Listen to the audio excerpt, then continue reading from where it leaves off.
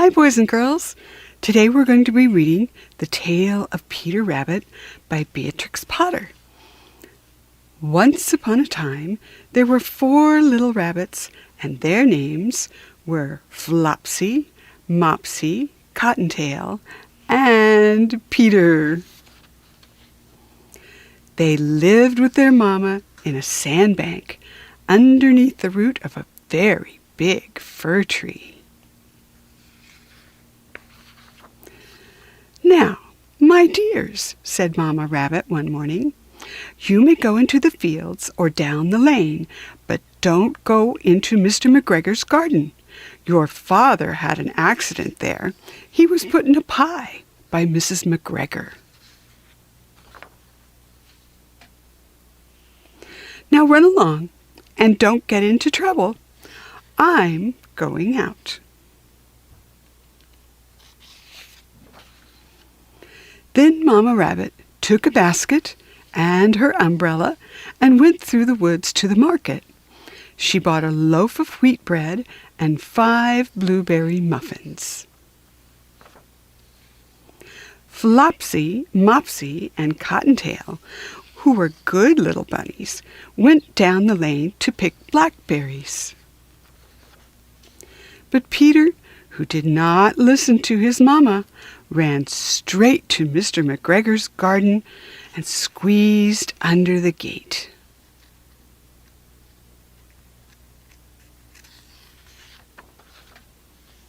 First, he ate some lettuce and some French beans, and then he ate some radishes.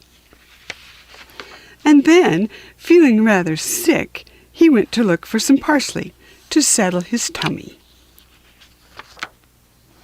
But around the end of the vegetable box, whom should he see but Mr. McGregor?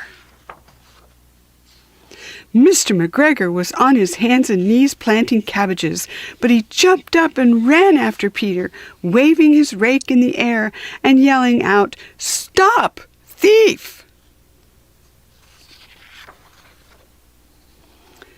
Peter was most terribly frightened.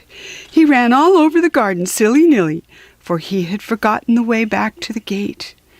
He lost one of his shoes in the cabbages and the other shoe somewhere in the potatoes. After losing his shoes, he ran on all 4 legs and went faster.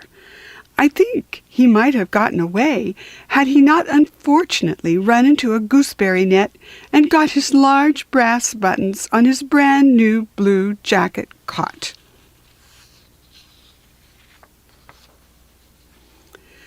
Peter gave up trying to get loose, and he cried big tears, but his sobs were heard by some friendly sparrows who flew to him in great excitement and encouraged him to try harder to get out. Mr. McGregor came up with a big basket which he intended to pop on the top of Peter to catch him, but Peter wriggled out just in time, leaving his new jacket behind.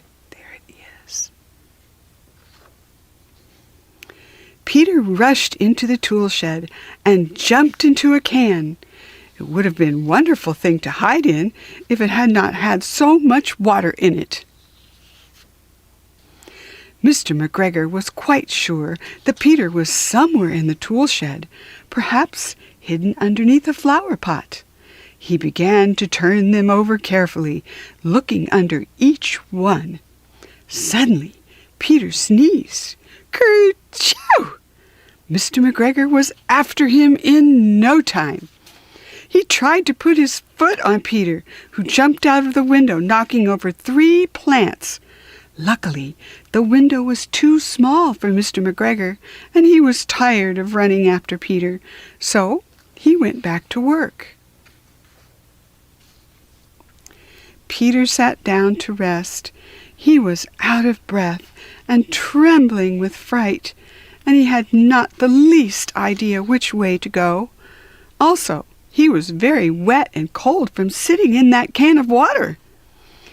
After some rest, he began to wander around, going lumpity, plippity, this way and that, looking all around for the gate.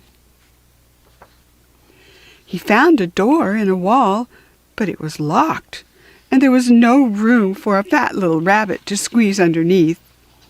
An old mouse was running in and out over the stone doorstep, carrying peas and beans to her family in the woods.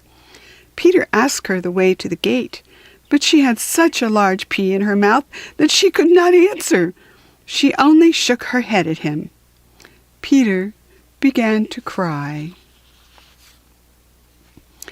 Then he tried to find his way across the garden, but he became more and more lost.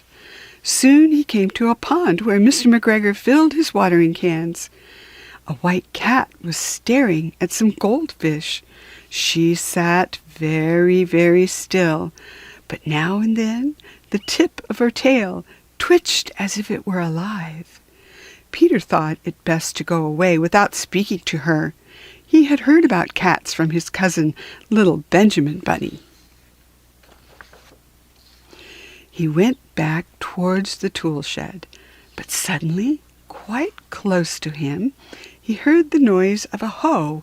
Scratch, scratch, scratch, scratch. Peter dived underneath the bushes to hide. He waited. Nothing happened. He sneaked out and climbed up on the wheelbarrow and peeked over. The first thing he saw was Mr. McGregor hoeing onions. His back was turned towards Peter, and beyond him was the gate. Peter got down very quietly off the wheelbarrow and started running as fast as he could go along the stone path behind some blackberry bushes. Mr. McGregor saw Peter at the corner, but Peter did not care. He slipped underneath the gate and was safe at last in the woods outside the garden. There he goes.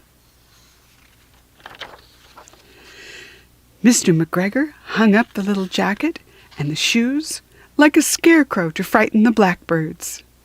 Peter never stopped running or looked behind him till he got home to the big fir tree. He was so tired that he flopped down upon the nice soft sand on the floor of the rabbit hole and shut his eyes.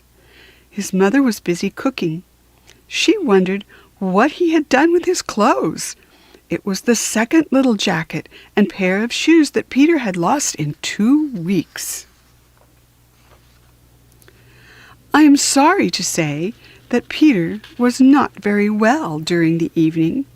His mother put him to bed and made some chamomile tea, and she gave a dose of it to Peter, 1 tablespoonful to be taken at bedtime.